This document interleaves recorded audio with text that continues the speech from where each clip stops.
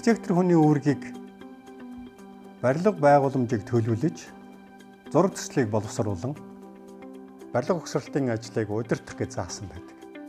Тэгвэл энэ үүрэг бүрэн бүтэн хэрэгжиж байна уу гэдэг нь өөрөө асуудал.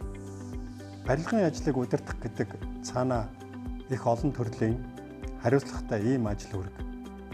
Ялангуяа цаг уурын нөхцлөөс хамааран барилгын улирал богинотой манай орны хувьд барилгын материалын судалгаа, сонголт юунаас чухал байдаг. Тэгэхээр энэ улиралд амжиж их зүйл хийхийн тулд бид барилгын материалын сонголт, ялангуяа цаг хугацаа хэмнэх чанартай хэмнэлттэй материал ашиглах нь амжилтын үндэс.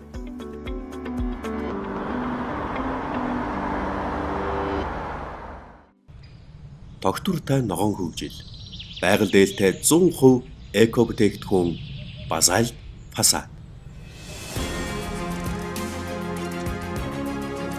Бид ус тусгаарлагч эмүүлсэн бүрхүүл, ширх хүм бүрийн гадаргууд бүрхүүлдэж өгснөөр Базальт фасад өөрөө ус тусгаарлагч болж нэг бүтээгдэхүүн, хоёр бүтээгдэхүүний үүргийг гүйцэтгэнэ. Базальт фасад барилга бүр 50-60 сая төгрөг хэмнэнэ.